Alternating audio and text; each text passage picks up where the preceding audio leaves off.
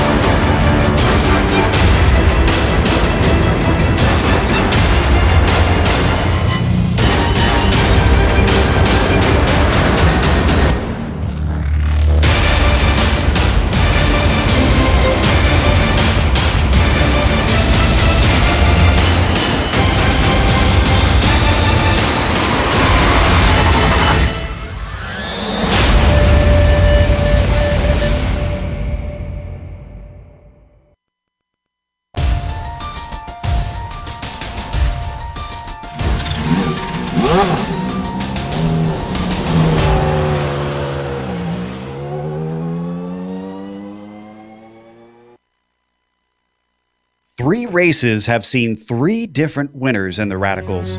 This twitchy vehicle has almost seemed too difficult to tame, even for the best drivers of the PRL. But with the series returning to Japan, they are now faced with one of the more technical and demanding circuits the world of racing has to offer. Suzuka is renowned for being what is called a driver's circuit, where you can make as much of a difference behind the wheel as you can getting the car set up. So will we see another case of calm, collected driving win the day? We'll find out soon as we get ready to watch Round 4 of the Precision Racing League's American iRacing Tuesday series. And you'll see it all live here on the Global Sim Racing channel and the iRacing Esports Network.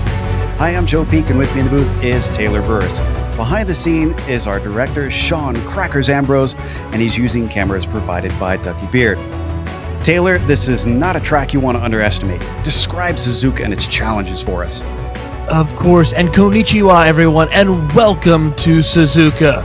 Located in Suzuka, Japan, this 3.6 mile, 5.8 kilometer, 17-turn course is one of the most technical but yet beautiful racing circuits in all of Japan. Opened in 1962, drivers from around the world have come to compete at this amazing circuit in events such as the Japanese Grand Prix, the 10 hours and 8 hours of Suzuka, as well as World Sports Car Series championships and many other forms of motor racing. To give you, the fan, to see what it is like to take on the tight twists and turns and figure eight style parts of the track, let's go on board for a GSRC lap guide.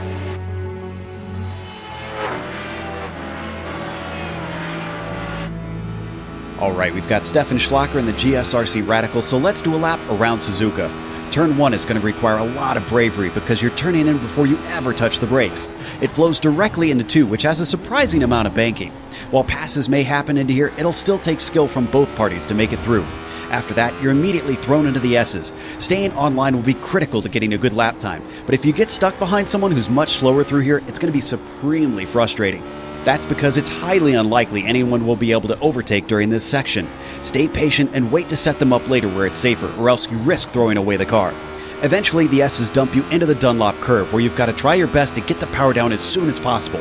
While it's not a super long run, you do get some speed, and winding up too wide into the Degners is going to be bad news. Be wary of the inside curves, because this car is not a fan of most of them around this track. From off the corner, you now approach the hairpin, which is one of the few good places to pass around this track.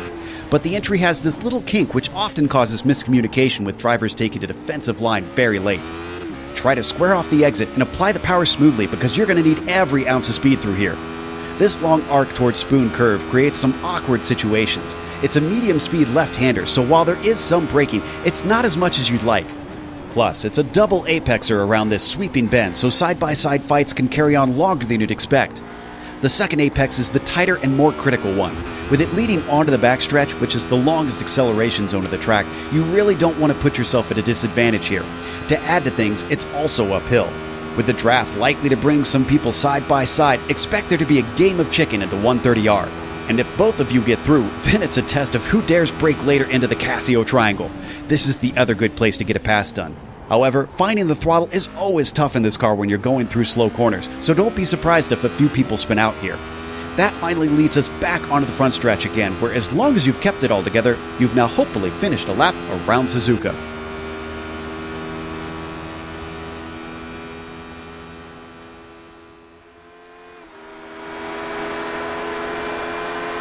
Here you see a lap around Suzuka when the sun is still out. We're getting some serious cloud cover here right now, but we'll get to this qualifying session in a second. Now, if you enjoy the American iRacing Thursday series, it is sponsored by HFD1 Motorsports. They are one of the teams that competes here in the Radical Series, and they've decided to try and sponsor the series, I guess, for exposure. I'm not exactly sure. They just said that they wanted to do it. It was what I was told, but regardless, they're who to thank for why we have broadcast this whole season. So a big thank you goes to HFD1 for putting it all on the line, not only sponsoring the broadcast, but taking the cars out for competition here this season. Now, let's take a look at the championship. Starting with the drivers, it has been so mixed up. As we said, 3 different winners, but because of that, look at how close it is between the top 5. Overbay now finds himself moving up to the top spot with that podium finish, that incredible recovery drive he had. Paul Wildridge, with his win, jumps up 7 into the top 5 there into second place. Mark Feil gets bumped down 1 because he did not have a good race last time. Eric Harmon jumps up 2, and the only driver to really stay put in the top 5 is Owen McLaughlin. Still only 9 points between those drivers. Let's go to the team's championship. Taylor, fill us in. Of course, so that team championship is already looking quite well right now. Right now, it's the Cash for Crash team with McLaughlin and Wildridge leading on by 21 points over the BO Racing team of Overbay and Padovani. Fraley's Auto Body with Feil and Luke had a little bit of a rough week over at Road Atlanta, but have dropped only 1 position. But we do have a tie for the 4th position with 44 points back from the lead of the points. It is Banana Split Racing and the sponsors of our race, the HFD1 Motorsports team. Those 2 driver teams are looking forward to try to improve their stuff here. But Joe, to give the fans an opportunity to see what this racing series is all about, tell us more about the race details. Absolutely. We are in round 4 here today. It's a short season. With this being the winter season for this series, just gave the drivers a little break over the holidays. They do have 1 drop week. You can see that's indicated by the little droplet. They're racing the Radical SR8. It is a spec car that runs in real life. The setups of the car is open, but they have restricted the fuel cells compared to what the real cars have. That means that you can expect 1 scheduled pit stop for fuel that they will take.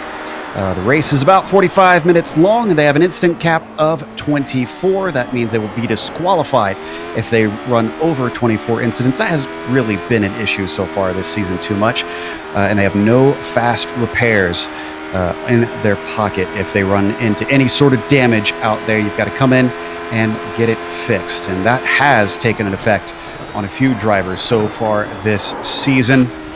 As always, the keys to the race will make a difference in who is going to win today. Taylor, there's a lot that you could probably come up with around this track. So what are the 3 that you've picked? Well, the biggest one is watch out for these curves on this track. Talking with Stefan Schlacker, as well as driving on this track personally here in the sim, these curves are very notorious, very difficult. Even just slightly putting the car off on the curbing will send your car either spinning into the barrier or spinning around on the track, causing other issues.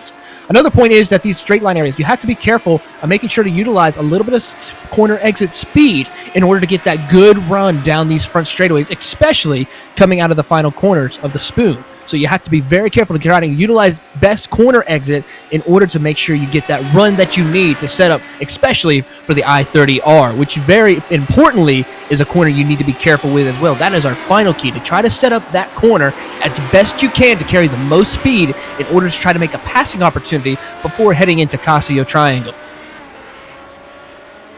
Well, we'll see who pays attention to those details and who will fall by the wayside.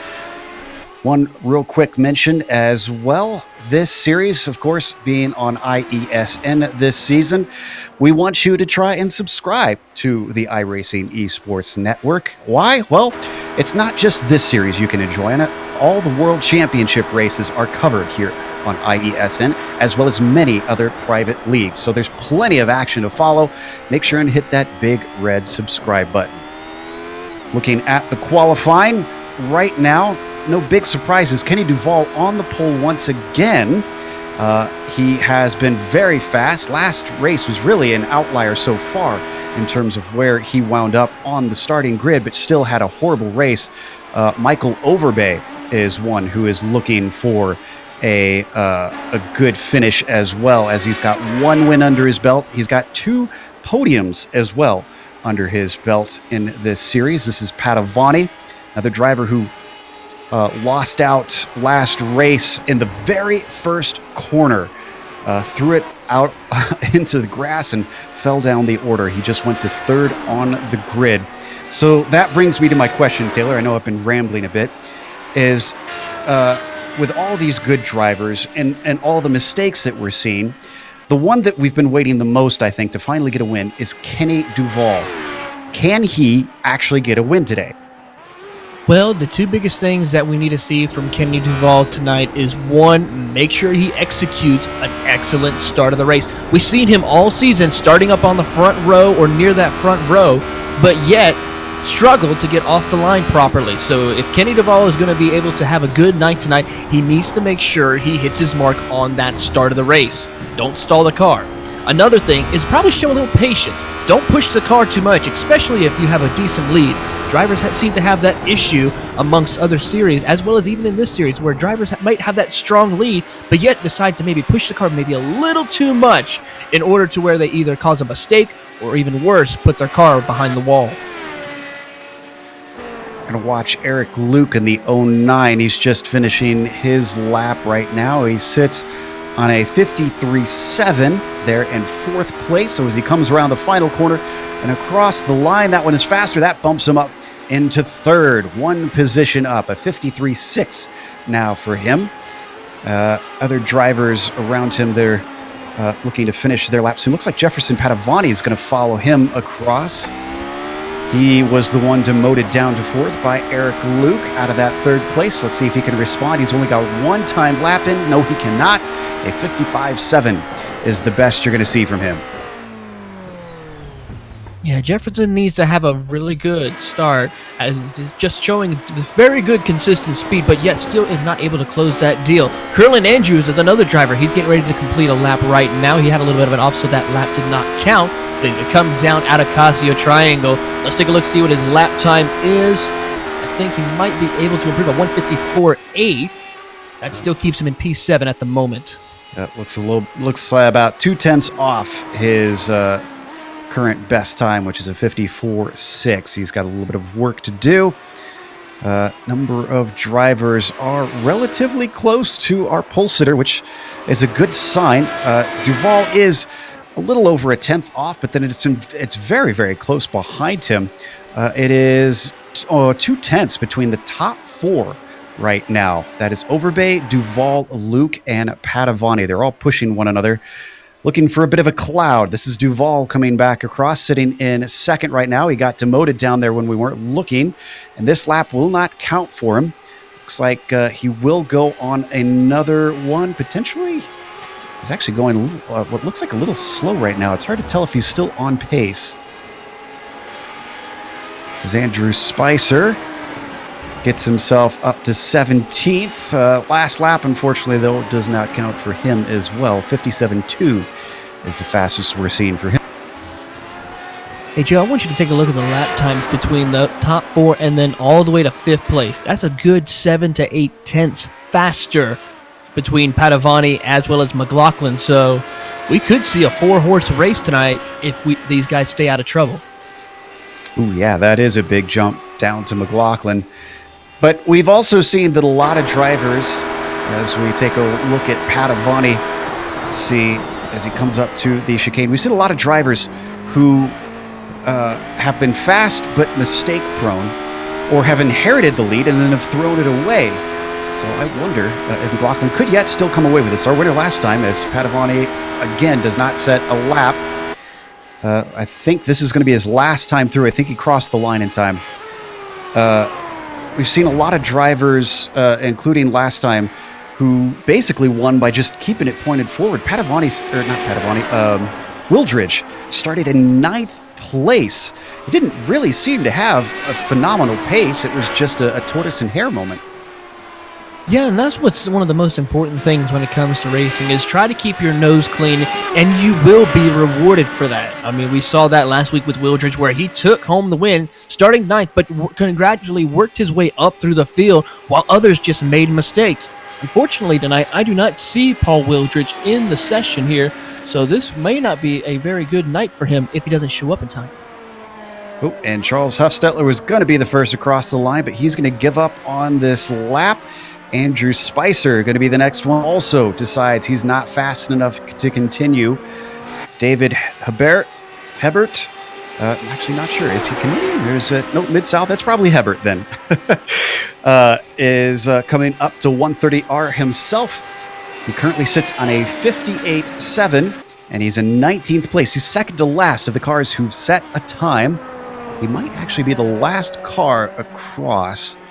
Looks like we're going to get Padavani after him, so he won't be the last one, and he is going to elect to cross the line. The finish line comes early here, and as he crosses, a 58.8 will not allow him to improve.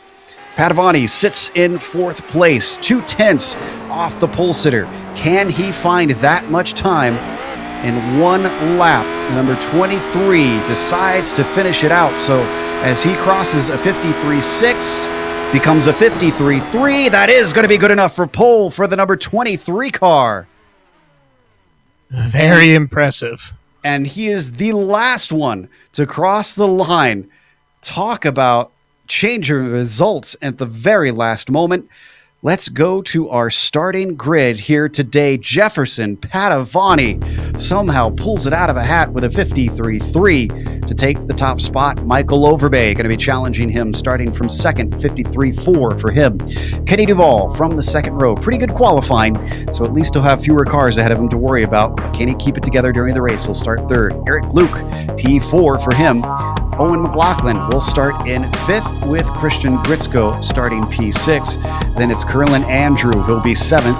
Mark File starts in 8th, and then Matthew Gunderson 9th. Eric Harmon will round out our top 10. Starting in 11th will be Charles Huffstetler, followed by Christopher Richards in the 12th position. Danny Duchesne will start in 13th, followed by Enzo Jesus Masilia in 14th. Estevirston Oliveira will start in the 15th position, followed by Tyler Gore in 16th. Andrew Spicer in the 17th position, followed by Phil Guillaume in 18th. David Hebert will start in 19th, followed by Ronald McManus, rounding out your top 20. 21st goes to the first driver who did not get a lap time in qualifying, Alberto Blasco. John LaBath starts next to him in 22nd. Bradley Hawley will be P23. Karsten Quint, 24th. And Matthew Fraley rounds out our 25-car field. Somewhat of a small field here today. Obviously, it's a longer track, a longer lap time, nearly 2 minutes long. So hopefully that'll mean that lap traffic plays less of a factor out there. As we take a look at the grid, downhill starting grid, a little bit unusual here in Suzuka, kind of notorious for that on its run down to the first corner. But we were talking a little bit before the broadcast on if there is going to be a fray into there. These cars carry a lot of speed, almost F1-like, the way the downforce allows them to scream into that corner. But the engines start to rev. The lights are up. Green flag is out here at round 4 of the American iRacing Thursday Series. Michael Overbay is the one with a bad start this time. Padavani streaks away from him. Kenny Duvall looking around the outside as we got a yellow car coming up the middle, making it 3 wide. And I believe that is Gritzko looking for a position. Actually, no, it's Curlin Andrew. And Andrew still trying to get his way past the likes of Eric Luke. They start to get single file as they now come through the S's for the first time. Yes, indeed. Curlin Andrews with a beautiful start, getting up for the 7th to P5 now, and now has his sights set on Eric Luke for the 4th position now. As they come up through the Dunlop curve, it is still going to be Michael Overbay not in second place, followed by Padavani leading that race right now. Padavani with an excellent start as they make their way down into Degner 1. Only off I saw was Guillaume, and it was a minor one. It was coming into the S's. I think otherwise a clean start from everybody out there. But up at the front, Jefferson Padavani already 1.2 seconds over Overbay. He's got Kenny Duval starting to chase him. Duval's been the man to watch in terms of one-lap pace. Can he manage to overtake the one-time winner, Michael Overbay? Battle right behind for P4 as Eric Luke goes off through Spoon, as we also see now Gritsko get loose through right behind them. He has to check up and give way to drivers now as he's going down the front back straightaway right now, heading towards the 130R. He is losing several positions right now. So Gritsko now having a lot to catch up to right now. 9th position is where he finally settles in, but that's a lot of damage done to the number 28, considering he started this thing in 6th.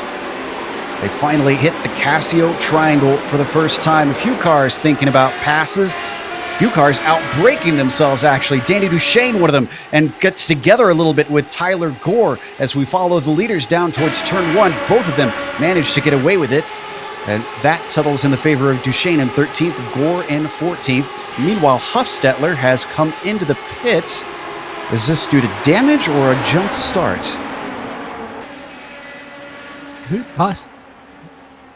Could possibly be a jump start. Don't see any damage on Huffstetler's car. In 4th place, got a little bit of a battle going on. Luke and Andrew still duking it out for that position. They trail behind Kenny Duval not too far. There's a great run out of the S's through Dunlop for Andrew. Gives him a peek, but not an opportunity as they hit the Degners. Coming out of these fast right-handers.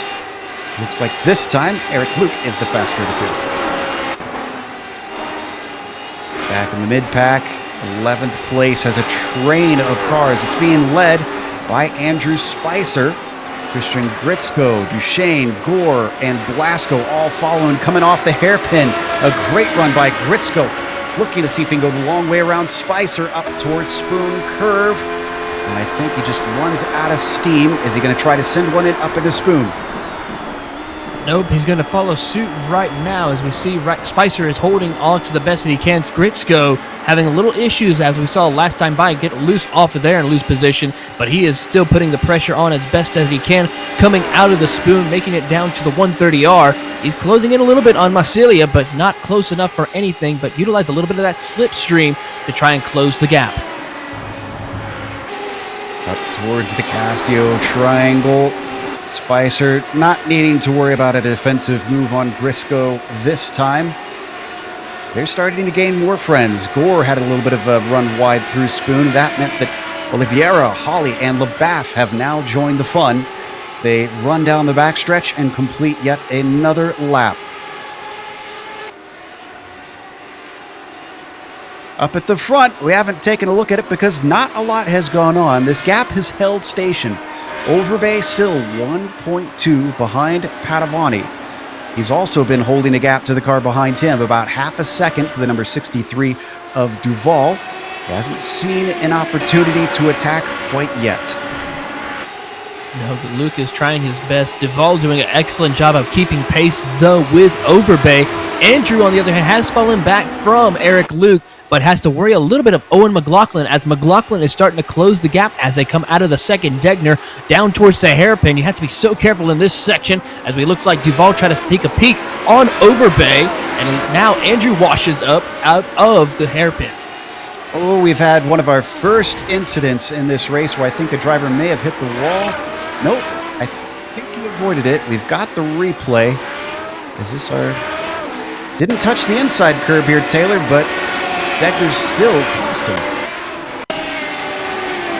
As we watch the replay right now, Tyler Gore coming down into Degner 1. Canadian driver then goes a little bit offline into the gravel a little bit and then loses it. I think he might have clipped just barely, but doesn't make any contact with anyone. Just gets stuck in the field there. Has to wait for all those cars to get by, and as you said, as we return, he's all the way down to 22nd. That's a lot of positions lost. Let's jump back up to the leaders, though, because Duval still applying quite a bit of pressure to the likes of Overbay.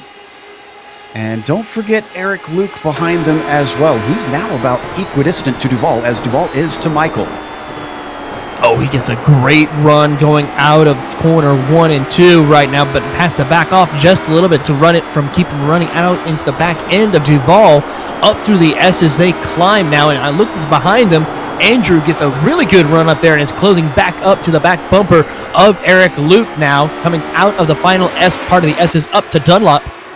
I tell you what, Duval is really trying the best to put that pressure on Overbay, but watch out for Eric Luke and Curlin Andrew. These guys might have something for him tonight. Yeah, they're certainly licking their chops, hoping for an opportunity, but this has been one of the more calm races we've seen, especially among the leaders. Maybe they've been paying attention to how many mistakes have happened in the previous races and have decided to back it off just a hair, try to get to the finish as we ride on board with Andrew. He chases the likes of Luke just ahead of him. There you see in the red and black machine, the tail of the train of 4 cars, all trying to chase down second place Overbay. Gotta be so careful through Spoonie. It's easy to wash up and go into the tarmac a little bit over the curves. That will cost you to slow down, or maybe even give you a slowdown penalty if you go too far over that. So you have to be mindful of that situation, as well as also possibly an incident point could be given to you as well. Second place was getting awful close, but this is the first time I've seen a real bad case of the wake having an effect on these battles, because Duval was within 0.2, and then when they went through 130 Art Taylor, it looked like that car washed out bad. Yeah, it did wash up and got a little bit loose coming out of the 130R now, and now he has to catch up again after gaining so much time. These cars, when they get behind another one, it works on straightaways, but when it comes to setting up for high-speed corners, it's very difficult to control the car. You have to let off just a little bit in order to make that corner. Now, looks right now, Kenny Duval has to close that gap back up. Spicer's lost a bunch of positions, and I think this all basically happened in the Casio Triangle. Let's take a look at the replay. He was battling with the likes of Gritzko. He's got the run on him coming up to 130R. He manages to actually get side by side and gets through, but Gritzko fights back. And then watch Spicer here. Gets on the brakes a little bit too late, off the course, and, well, that hurt a lot worse than he probably would have liked. Yep, slowdown penalty and possibly a little damage to the under tray of that car, so he's going to have to see what he can do to try to get that fixed when he comes down pit road, if there is any damage, but still have to be careful and make some catch-up right now. He's got his eyes set on Danny Duchesne in the 12th position just in front of him as they go down into the hairpin. Coming out of there, he gets a nice, decent run. Not close enough right now, still about half a second back from Danny Duchesne.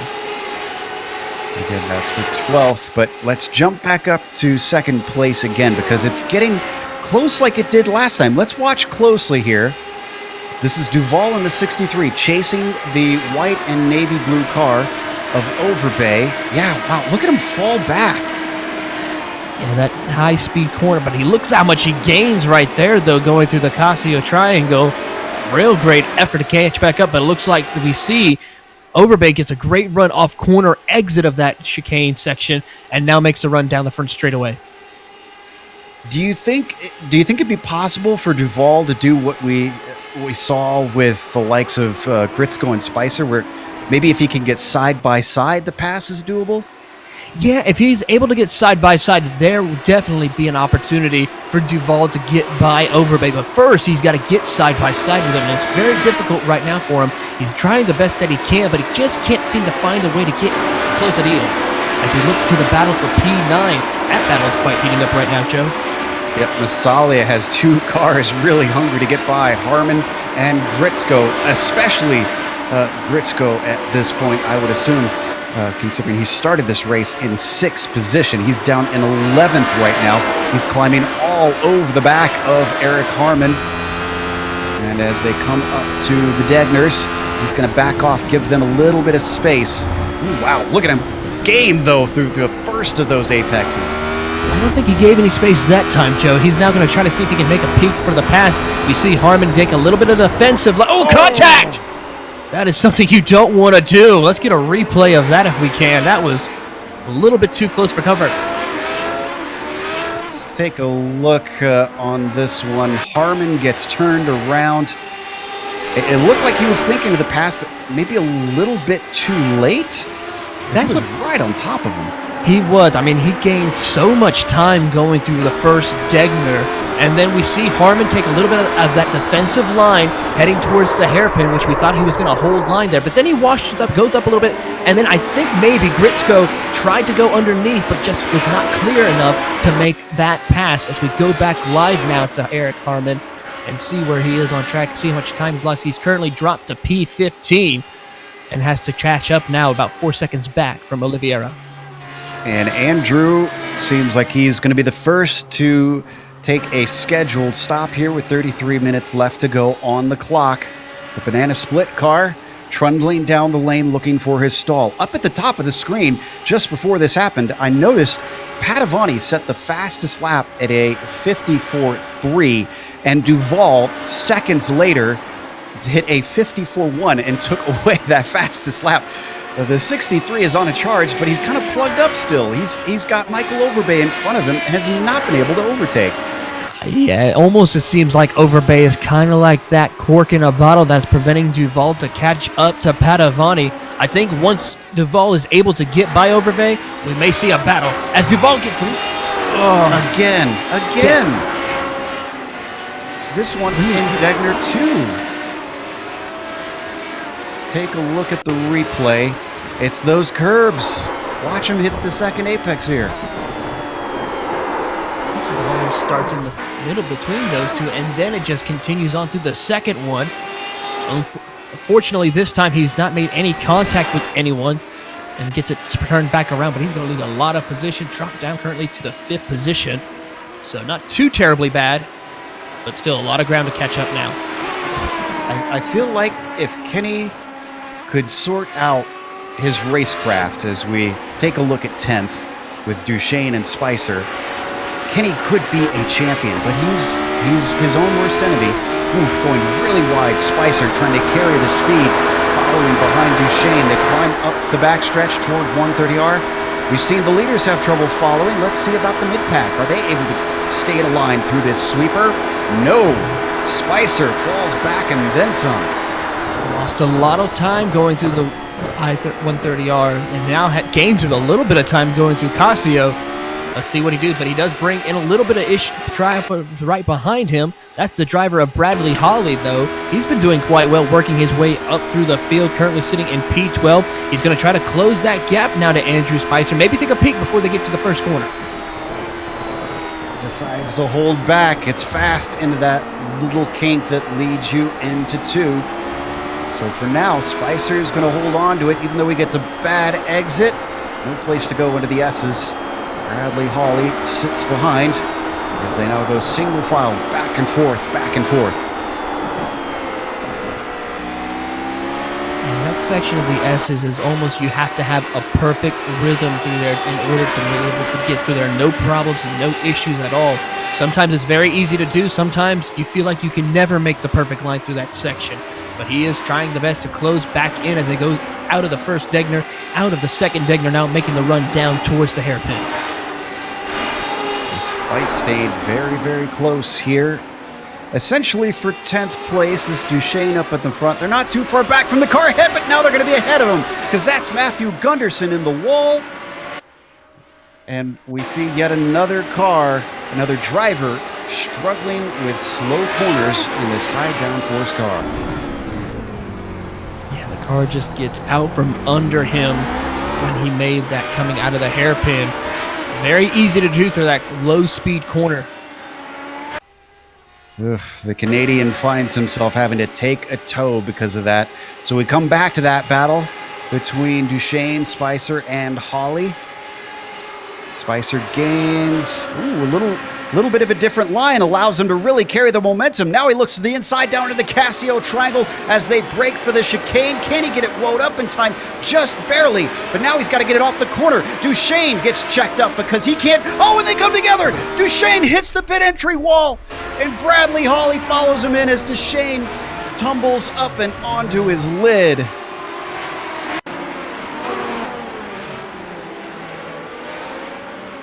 And this all started because Spicer outbraked himself and couldn't get the power down. And it was an accordion effect. Poor Duchesne came out the worst of it. Yeah, Canadians are dropping like flies. They are. I mean, it's almost sad to see these drivers. I mean, Duchesne having a really good run here tonight, and then unfortunately it happens coming out of Casio. Unfortunate to see for the Canadian driver here tonight. So that bumps Spicer up to 9th. Esteverson Oliveira now gets promoted to 10th, having taken those positions because of both of those drivers needing to take repairs. This is Mark Feil, though. Ooh, what happened to Eric Harmon here? He went way too wide through Dunlop by the looks of it and went into the grass. Was able to save it, though. Fortunately, not getting any major contact. Just went through the kitty litter into the gravel traps. Very good recovery, surprisingly. But it looks like he just overshot the corner completely. And it looked like he was going to recover, but watch here. Oh, just a really bad bounce. He could have gotten back on without losing too much, but unfortunately, the terrain decided that it was not going to be flat today. So Eric Harmon now down to 13th. 27 minutes to go. The battle for 6. Still pretty tight. This is Gritzko and Feil. Gritzko on his recovery drive has now gotten back to where he started, on the grid at least. The highest pitter right now is Andrew, still down in 17th. Yeah, not far behind him is Masilia, and Enzo Masilia doing a great job here trying to stay up with these two of Feil, as well as they come out of the first two corners, going up through the S's. You gotta be so careful not to hit the curbing too much, or you will easily spin that car around. Gritzko on the drive to recovery right now to catch back up to the rest of the top 5. He's got a little work to do. Looking through our drivers, one who has made an incredible climb is Spicer. He started this thing in 17th, and that was with a qualifying time. He's in 9th right now. Granted, he's got a big gap up to Masalia, who's in 8th. It's about 6 seconds or so. But still, I mean, we're almost halfway through this race, and Spicer's looking pretty handy. Well, if you think about it, like we talked about before, keeping your nose clean, and you will be rewarded for that. As we see right now, started 17th, worked his way back up to the 9th position. So just smart driving, keeping it clean. This is a good spin. It's going to be a good race for Andrew Spicer if he's able to keep it clean for the remaining 26 minutes left on the clock. Ooh, let's go back to Curlin Andrew. Remember, he is a little bit out of position, and he's right now hassling the likes of David Hebert up into the hairpin. Hebert going defensive. He's not going to give this one up easily, but he outbrakes himself as he swings wide. Andrew back up to 14th. Curlin Andrew doing the best that he can to try to catch up to the best of the field as he can before the rest of the field starts pitting. He wants to try to get closer, at least maybe to that top 10, so that way it's going to be a little easier when the pit stop cycle starts rolling around. Oof, we have had a high attrition rate in the first half of this race. Looks like we have only 18 cars left. The last of them running is Christopher Richards. And then he's actually multiple laps down from the next one up, which is Tyler Gore in 17th. This is our tightest battle on track. Back to Feil. We've got a few more pitters happening right now. John LeBaff decides to come in. We had a car with a little bit of a connection problem. Andrew Spicer disappeared for a second. Let's hope that stays steady. Oh, or was it Duval? Was it Duval that I was looking at? Because he just had a tow. Oh my goodness.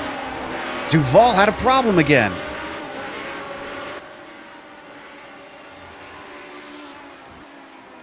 This was in the S's. Riding on board. And he's all on his own. There's nobody behind him right now as we rode on board. One curb, then the other curb. Maybe a little too much. Yes, indeed, as it turns around slowly. And he decides to take a tow after this one.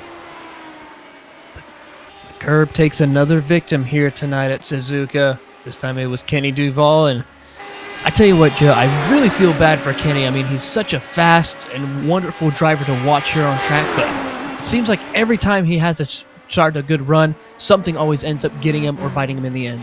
All right, we've had an interesting development. Our leader, Jefferson Padavani, has pitted. Now, before that, Michael Overbay had run him down to within a second. And I'm not sure if this is due to traffic or if Padavani made a mistake or what. So he now finds himself in his stall, the Brazilian, waiting patiently for his service to be done. Curlin Andrews, still our highest pitter. As Padavani finishes his work, heads back out. And he is going to return in 9th place, but he's going to be behind a little bit of traffic. He's got Oliveira and Spicer ahead of him. That currently puts him as our highest pitter right now. He's got his eyes set on Oliveira, going to try to close that gap. But look at the gap between him and Eric Harmon. No pressure at all for him. About a good 13 seconds back. So you can focus on the track, keeping his nose clean, and maybe might have an opportunity to get back up to the lead when the other drivers start making their pit stop. All right, put yourself in Overbay's shoes here.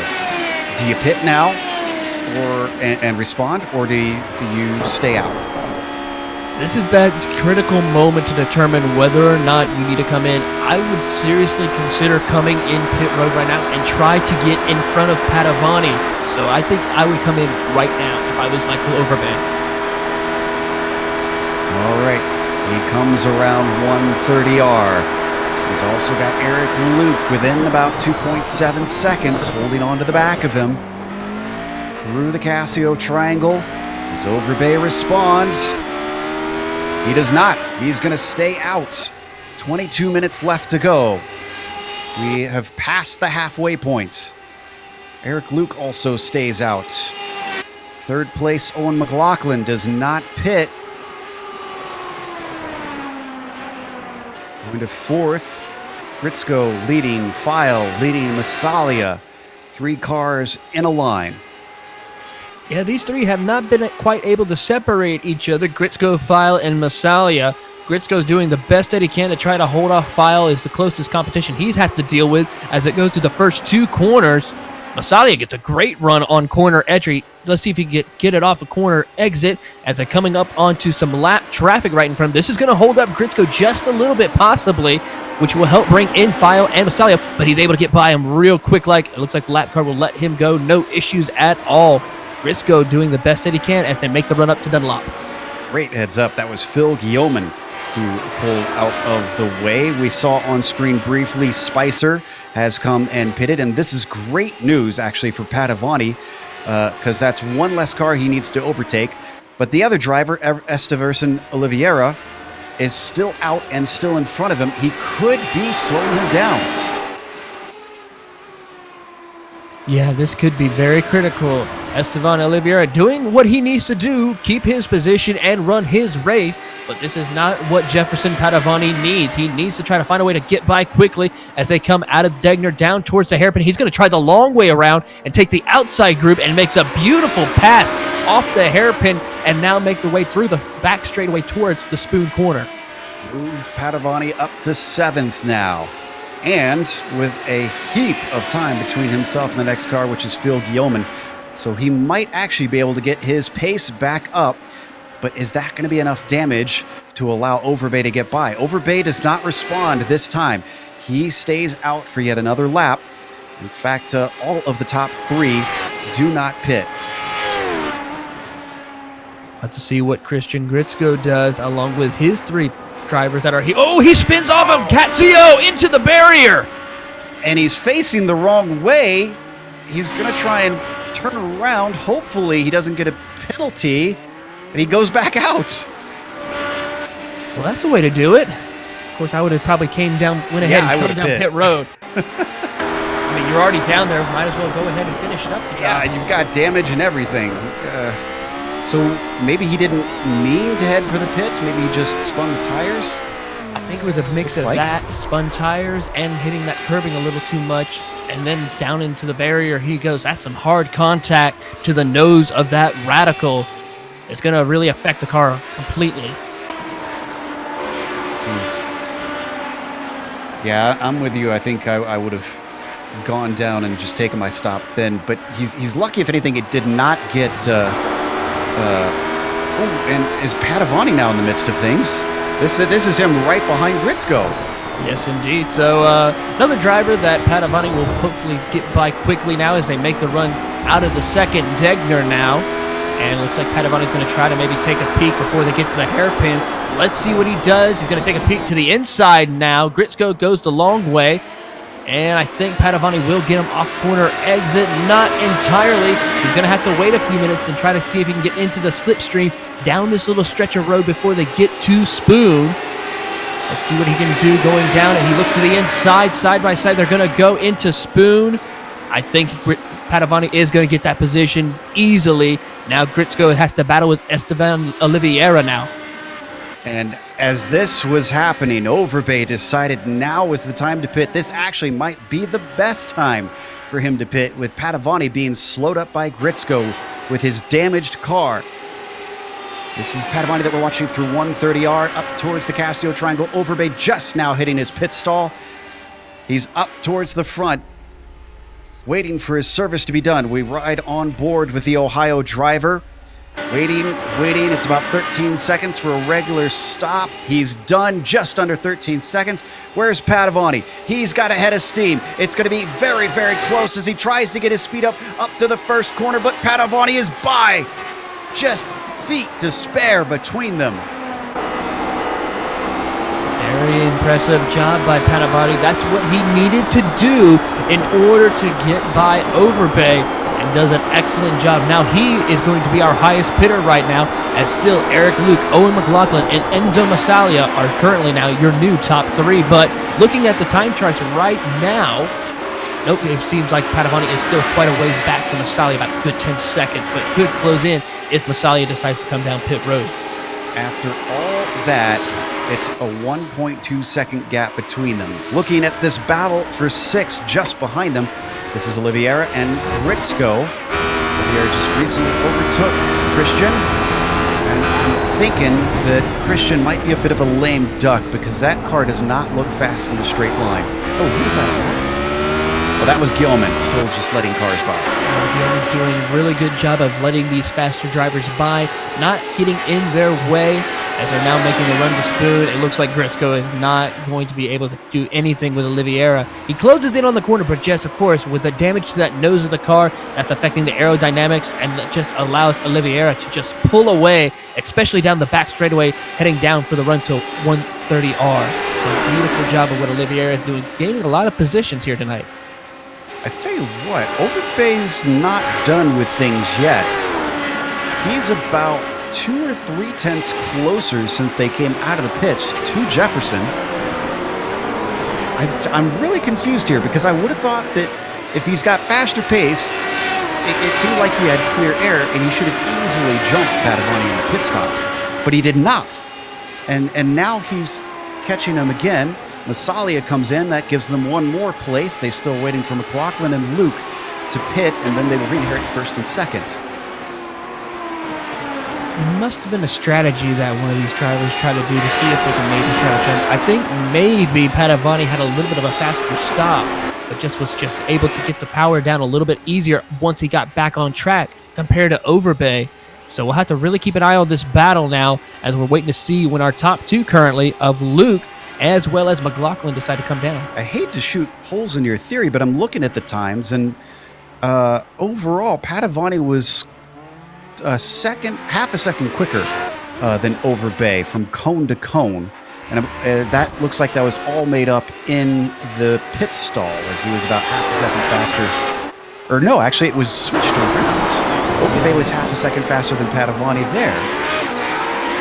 and a half second, which it is surprising that we do not see Overbay still, but I still think it was due to the fact that he decided to pit so later compared to Padavani. And while Padavani was able to continue on the track, we had to see Overbay come to that stop and not respond quickly enough, in my opinion. Yeah, and I'm just trying to figure out what exactly went down, because Padavani was held up and Overbay was not. But Overbay seemed so fast. Now, he has lost time while we were debating this. It's 1.3 once again. It's yo-yoing back and forth. So maybe that's what it was, is just they're not consistent in pace, and it just happened to swing in favor of Padavani enough that he was able to stay ahead. They are coming up on a little bit of traffic. Matthew Gunderson is ahead of these two, and I wonder if that could play a part. Most definitely that could play a part. We've seen in this series time and time again how lap traffic can be a major factor for our top front runners right now as they're closing in on them as they go into the first corner. Overbay still giving chase. This is our closest battle right now, is between these two, and even though it is currently for third and fourth, it will be for the lead once we get McLaughlin and Luke in. 13 minutes to go. We should see most drivers pit soon. Eric Luke doing a really good job right now, but soon will have to come down pit road to complete his stop. But really impressive run for tonight, Joe. I mean, Eric Luke worked his way up, is now currently holding on to the lead right now, keeping his car clean as best that he can. I mean, I don't see a speck of damage on that car at all. Helped somewhat by strategy, as he still needs to take a pit stop. But I believe he should be looking at third or fourth when all is said and done. It comes around 130R, the number 09. Approaching the pits, hits the final chicane. Does he come in this time? A little bit wide on that first apex. Compromises his second one. Nope, he's going to stay out for another one. Oh, and that's not going to help. Going way wide out into the grass on the final corner. Owen McLaughlin now coming out of Catsio Triangle. Let's see if he's going to stay out as well. We could be seeing these drivers come in maybe within under 10 minutes to make their first and final pit stop. This is something we'll have to keep an eye on now, as they're now making the run down to first corner. McLaughlin following Luke around for now. Is this going to be another Suzuka for us? Are we going to see drivers manage to go the entire race on one tank of fuel? This is a much longer track, so you certainly don't want to mess it up here. Yeah, but due to the fact they have such a big gap, they kind of can also do a little bit of fuel conservation as well, letting off a little bit early in the corners before they make their way into the hairpin, maybe even not using the brakes a whole lot, just taking their time a little bit as well. But still, it's very difficult. The 617 takes his stop from sixth place. Little bit of damage on the right front I'm seeing for the New Yorker. And Karsten Quint is going to follow him in. Quint's been having a fantastic run. Now, he didn't qualify. He was not able to get time in, so he started from 24th. But he's come through a lot of cars, and I'm pretty certain... Let's see where he's going to come out exactly here. I believe in 14th or 13th. Yeah, really good run by Karsten Quinn. Always a pleasure to see him race and doing a great job, as he's now might have to be battling with John Labath as they're now coming. He's coming out of pit road. I think Tyler Gore also right. Tyler Gore's a little bit too far back. Yeah, yep. So he'll be out in 13th, just ahead of Gore. Oh, and Luke finally pits. Our leader finally comes in.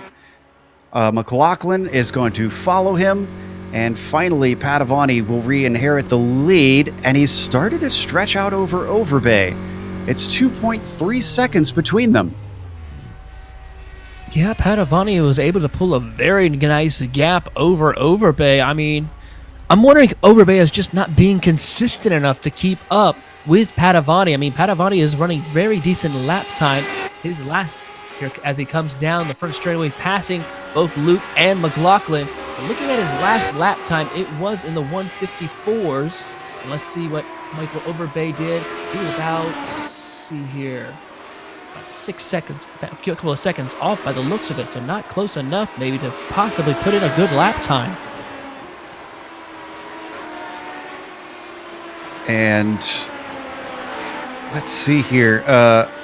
One thing that I find interesting looking at the points situation as Gritzko pits now is the only driver, I believe, with 2 podiums is Overbay. He's the only driver who's repeated on the podium.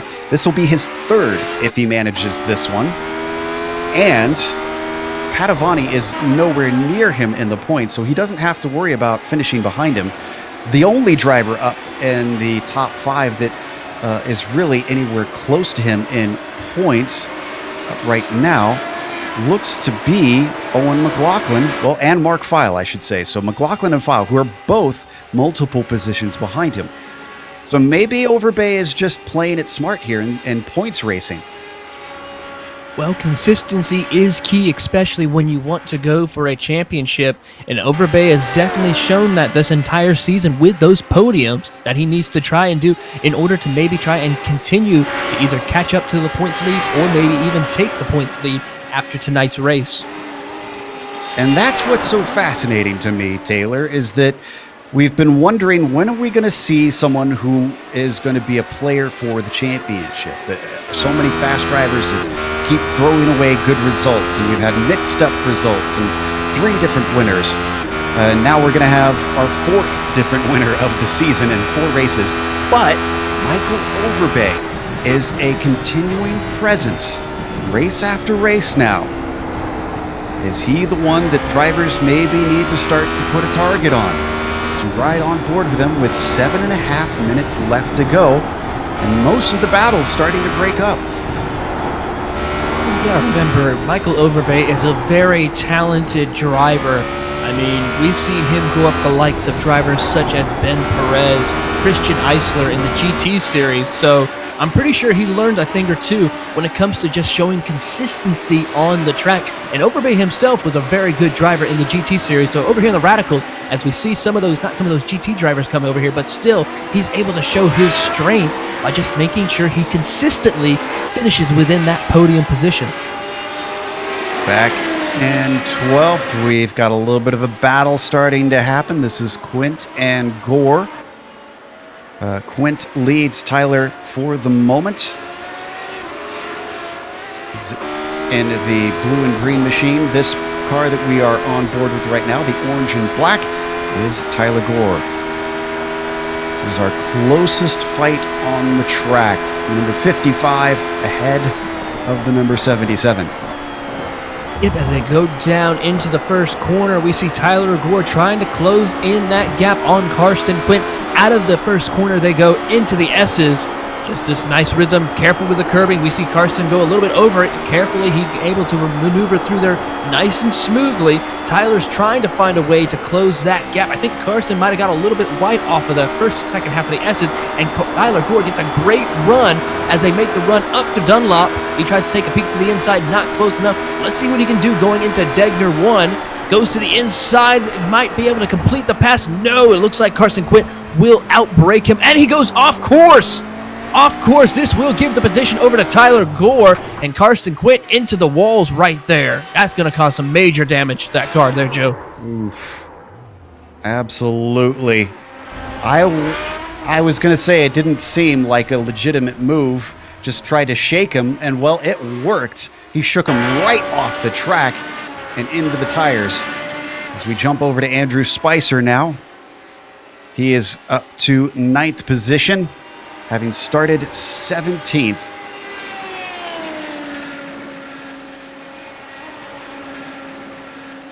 So Karsten Quint finds himself having to take a tow into the pits. Another DNF here today. So we have now only 17 cars left out of 25 starters.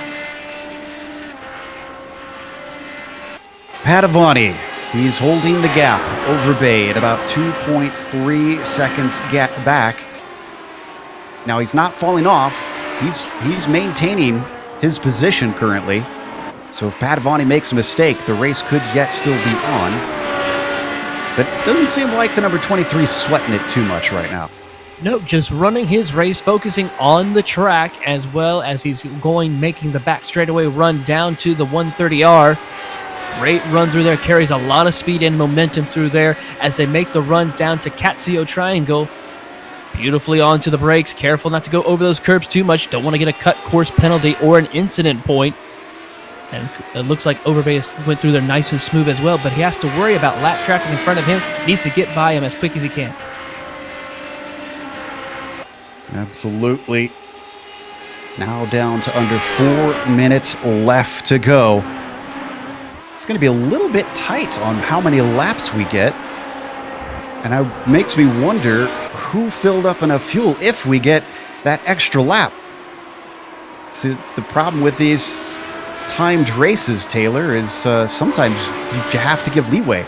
Yeah, you really have to know when is that right fuel amount that you need to put in the car. I mean, we've seen drivers able to pull some amazing fuel runs here in this series, but still, just that one small miscalculation can cost you big time, especially at a track like this to where, you know, there's no opportunity for you to get back to the start-finish line. As we ride on board with Eric Luke right now, he's about some 4 seconds, almost 5 seconds back from Michael Overbay, but has no pressure at all from behind him as he's got about an 8-second gap over Owen McLaughlin. So he's kind of in his own little bubble right now, but still could have a good run if something happens to either Overbay or Padovani.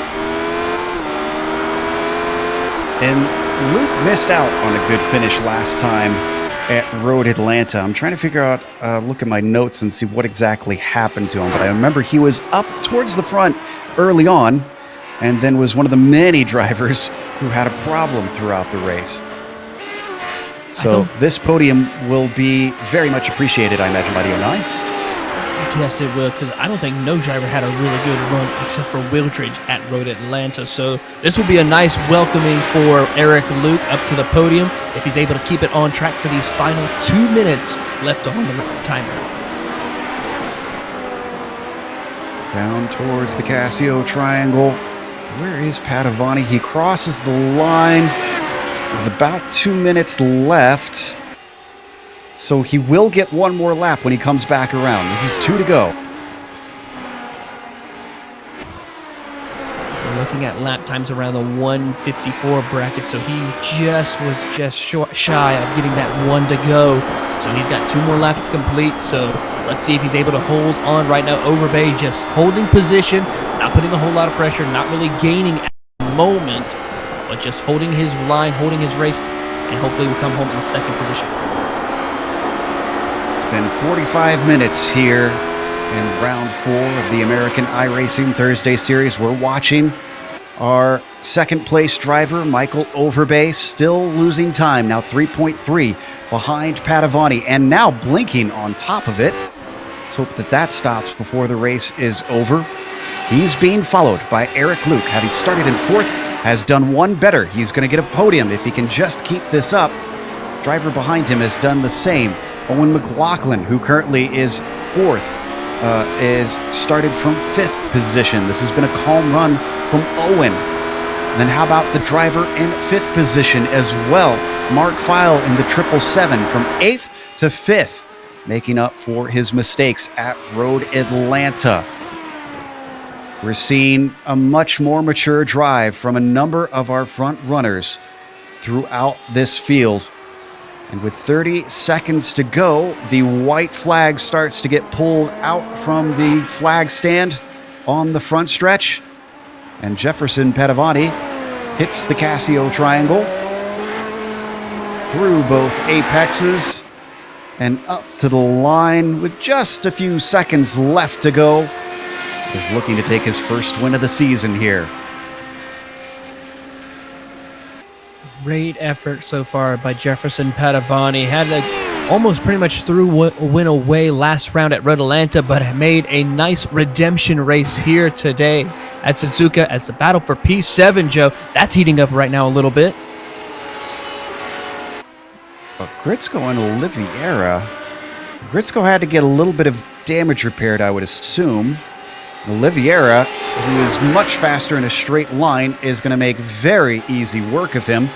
Now grabbing that 7th position. That's got to be frustrating, knowing he's so close to the end. Gritzko, yet again, finds himself not... Oh, as he runs into the back of Esteverson into the Casio triangle. I think they both got away with it. I think Oliveira got a little bit away with it more than Gritzko because he had just put a lot more damage to the nose of the car. As we go back to Padovani. Yep, I think that's going to settle that battle out because I'm not sure that Gritzko will really have an answer unless there's an error from Esteverson. Up to Spoon. Jefferson Padovani. He put it on pole. And actually, is this the first time we've had the pole sitter take the win? I believe it is. Because Duval was on pole at Tsukuba and did not win there. Now, Padovani did manage to finish 3rd on that race, but this time he's going to do 2 better. Through 130R, now up to the Casio triangle. This one has got to feel good for the Brazilian. As he comes out of the final chicane, the checkered flag waves up ahead. It is a 2.7 second gap at the line, and Jefferson Padovani is going to take the win in Japan. Michael Overbay finishes just behind him in 2nd place, with Eric Luke finishing out your podium. Congratulations to Jefferson Padovani. I mean, beautiful run here, start to finish from the lead. I mean, you can't get more dominant in a race than that. We're watching Esteverson here, still in 7th, looking well clear of Gritzko. So I think he should be okay. Let's hope Gritzko can manage to get the car woed up into the final chicane this time, as they break for that last corner. This time, a lot more clean. Esteverson qualified 15th, finishes 7th. Whew. Gritzko goes backwards, though, from 6th to 8th. Spicer manages to recover to 9th and started in 17th. That is what I call a run of a race right there. I mean, 17th to a top 10. That's a very good job for Andrew Spicer. Last of the cars, not really battling.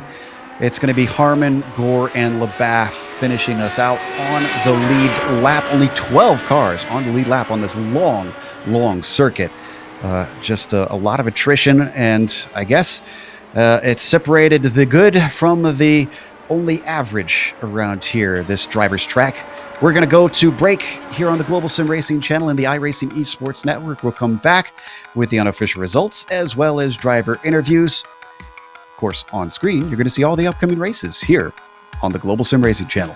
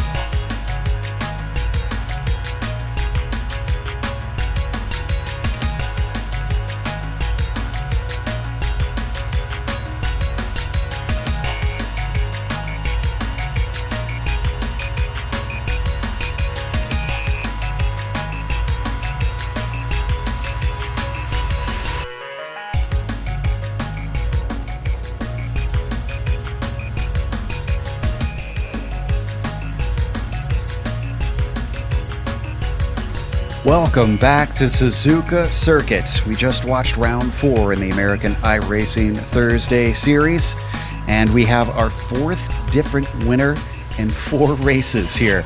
Jefferson Padavani takes the top spot this time, but the driver we've now finally been able to single out as one to look to for the championship is Michael Overbay. He takes 2nd place and should retain his points lead. Eric Luke rounds out our podium. Owen McLaughlin with a calm 4th place for him, and Mark Feil as well manages to get a top 5. Enzo Massalia, a nice climb up to the top 10. He finishes in 6th. Esteverson Oliveira as well, taking 7th out from outside the top 10. Christian Gritzko finishes in 8th. A late race problem cost him. Andrew Spicer, another driver making incredible inroads from 17th to 9th. And then rounded out our top 10 which is where he started, interestingly enough, is Eric Harmon. Finishing in the 11th position will go to Tyler Gore, followed by John Labath in the 12th position. David Hebert will finish in the 13th position, followed by Phil Guillaumin in 14th. Bradley Holly will come home in 15th position, followed by Karsten Quint in 16th. Christopher Richards will finish in 17th position, followed by Matthew Gunderson in 18th. Curlin Andrew will come home in a disappointing 19th position, and Kenny Duval also round out your top 20. Danny Duchesne finishes 21st. One of our DNFs out there today. Ronald McManus, 22nd. Charles Huffstetler, 23rd. And then Alberto Blasco, 24th. And Matthew Fraley, I believe, was a did not start. Let's go to the interviews. We've got our winner waiting in the wings for us to talk to him, Jefferson Padavani, who started on pole and finished in first, but didn't lead every lap. Jefferson, you were one of the first drivers to come in and pit, and we thought for sure you were going to get jumped by Overbay, but you were not. Was that a worry for you as well? Yeah, Joe. It starts to be really scary after the half of the race. We realized during the practice that the track gets really slippery during the race, and because the weathers get hotter and everything. But me and my buddy did a little change on the setup that Jesus Christ, it was really lose the car. So I decided to get in the pits to calm down, to take out a little bit of warm of the tires, to cool down the tires. uh, but I forgot that I would got some traffic. So it was I didn't thought that I could be in front of him. I thought that I would be back, but well, that was a really intense race. Wow. Now, we also noticed that even though it seemed like you pulled a slight gap of about 2 seconds before you pitted, Yeah. suddenly, right before you pit, he was down to a second. Was that more due to mistakes, or was Michael really, was he just gunning you down? No. Michael was having a lot of problems of internet today. He was stuttering a lot, and when some things like this is happening to you, it's really easy to lose the focus. So, I love this track. I really like Suzuka, but it's really technical. And this situation with this car, it was really easy to do mistakes. So you guys can realize from the half of the race to the end, the lap times increased drastically. So we are really going easy with the car, but probably Michael had some mistake or some incident during this lap. Well, that obviously will give you a little bit of a boost in the points, but what about next week going to Imola? That's another very technical circuit, but a lot more chicanes over there. Yes. I count with my buddy, with Michael, to do a nice setup for this car, because this car can handle curbs, but you really need to tickle the right buttons and the right things on setup. And Michael is a pro in this, and all of the stuff that I am doing here is really because of him. He knows how to put the car in a good shape for the track. I want to congratulate to Eric Luke my other buddy, a very nice podium. And it's impressive how Enzo Jesus Massaglia, jumping from P14 to P6 in the end of the race. Nice too. Yeah, we were impressed with him and a number of other drivers that made their way forward. Yeah, Congratulations on a win here at Suzuka, and we hope to see you next week. yeah. Hope to see you soon, guys. Thank you so much. No problem. Next up is Michael Overbay, and Taylor has caught up with our driver who is still our points leader now. Yes, indeed. Here with points leader Michael Overbay. Michael, really good run in the second place, but it seems like you had a little issues with connection and internet. Tell us a little bit about that as well as your race here tonight at Suzuka. Yeah, that was a tough race to run with the internet just constantly in and out the whole time. But I'm just happy to be second. I mean, thank goodness. Congratulations to Jefferson. He ran a great race, and he was going to be tough to beat anyway. But I'm happy with that second place. If Eric caught up to me, I was just going to let him go because I didn't want to wreck somebody. Now, we're looking at it and we notice that you have several podiums, one of the only few drivers that have multiple podiums this season. Are you just trying to look for consistency in order to try and build that points gap to possibly even maybe take home the championship? Well, that's the idea. Hopefully, is to just take a little bit. Like today, I put more wing in it than I normally would, just to be more conservative, so I didn't spin it. But next week, I think I need to give Jefferson a different set so he doesn't beat me. Yes, tell us a little bit about what your plans are for Imola. Oh, Imola is absolutely one of my favorite tracks on this whole service. So yeah, hopefully we'll go for a first there. All right. Well, congratulations again on your podium finish here at Suzuka. Look forward to seeing you next week at Imola. Thank you, and good job, guys. You guys do a great job. And that was Michael Overbay. And Joe, I believe you caught up with our final driver on the podium, Eric Luke. Absolutely. Eric Luke from Florida manages to run something of a quiet race, but spent quite a bit of time up at the front before he finally pitted. Eric, you started out holding on to the leaders, and then it felt like they were stretching away a little bit. Did you kind of give up on trying to get first or second and just settle for third, or were you pushing the whole time? No, I stayed with the guys from the start. Jefferson got this dreamy start.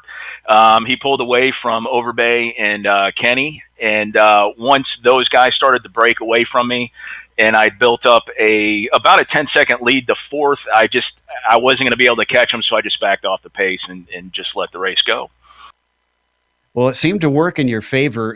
Was that influenced a little bit by what we've seen in previous races with this car? It seems like a lot of drivers have struggled simply to finish without errors. Does that influence your decision to back off? The weather has a lot to do with it. About midway through the race, we had some cloud cover come over, which lowered the track temp a little bit, bringing grip back just a little bit more. But once the track starts getting hot and greasy, you just got to kind of back the pace off, or you're going to lose it. So it was kind of just timed that.